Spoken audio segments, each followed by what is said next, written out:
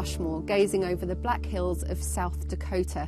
It was about the same time that these heads were being carved into the rock in the 1930s that elsewhere scientists began to notice there was something very strange about the universe.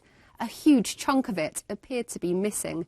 It's a mystery that's baffled scientists for decades, but now an answer might lie just around the corner from here. It's not far away in the Black Hills. A bold new experiment is about to get underway.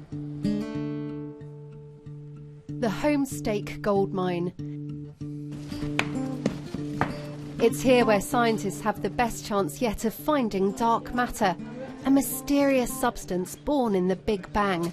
It could make up more than a quarter of the universe.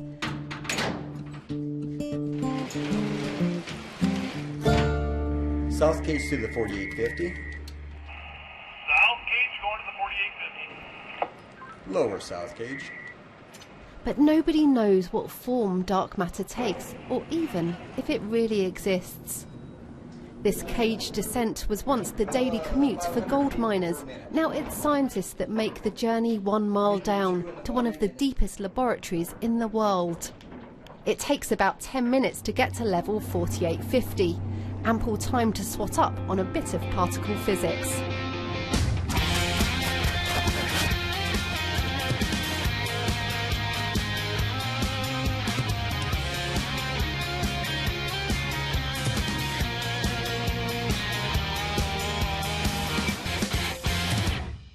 Galaxies like our own consist of planets and stars and dust, all rotating around a dense centre. The thing is, all this regular matter simply doesn't have enough mass to account for the gravity needed to hold the galaxy together. The whole thing should fly apart. There must be something else there, something we can't see. And scientists believe that's dark matter. And it's this that creates the mass and the gravity needed to bind the galaxy together.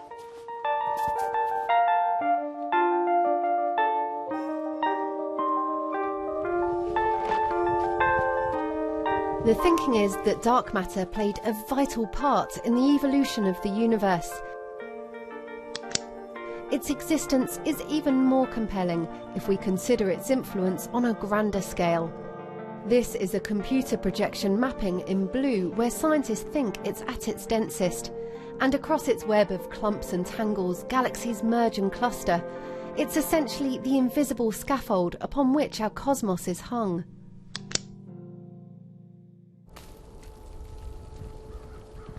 Nobody actually knows what dark matter looks like, but imagine I could use this lens to take a look at these mysterious particles. Scientists think they're everywhere, hanging in space, but because the Earth is constantly in motion, it would look like they're streaming through us, trillions upon trillions, passing through us every second, like ghosts. This phantom-like quality is what makes them so hard to detect. But there is a theory that dark matter particles do sometimes bump into regular matter. And it's why we're going deep underground to the Sanford laboratory, where they hope to catch these extremely rare encounters in the act.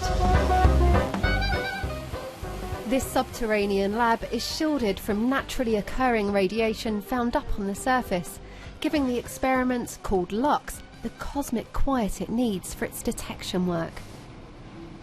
And this is what it's all about. 1 mile underground, a tank spanning 2 stories. It contains nearly 100,000 gallons of ultra-purified water. And suspended at its heart is the most sensitive dark matter detector ever built. The detector contains 800 pounds of the chemical element xenon in its liquid form. Although most dark matter particles will pass straight through, on the rare occasions when, they hope, a particle does bump into a xenon atom, it will generate a momentary flash of light, which highly sensitive sensors built into the detector will record. This is where the detector itself is located. Rick Gatescall is one of the people behind the work going on in this lab cave. His quest to prove dark matter exists is decades long. We all thought we were going to solve it in the first 5 years of looking. We're just on the threshold of starting a new search, with the LUX detector, which is going to last for around 300 days. And we're configuring the detector to look for the extremely occasional interaction, possibly one every month or every few months. So if we can get an answer to what dark matter is, not only will we have explained what the majority of the matter in the universe is made of, but we will also really usher in a new era in our understanding of the fundamental physics of this universe. Finding dark matter will put the Sanford laboratory on the map, but they're conscious they're not the only team looking.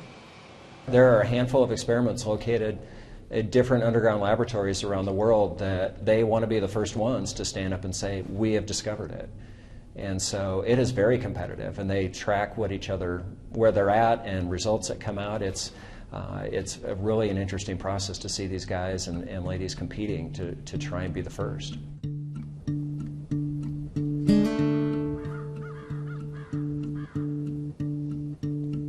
Back up at the surface and just round the corner from the gold mine is the old gambling town of Deadwood. Now it's scientists hoping to strike it lucky here. Whoever is fortunate enough to be able to discover dark matter first, it certainly will be a Nobel Prize winning result.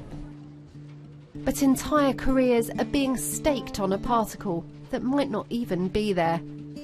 You know, one always has to allow for the idea that the experiment may produce a negative result. The standard riposte under those circumstances, of course, is in this case, is to build a bit bigger one. Here in South Dakota, though, an audacious gamble can sometimes pay off.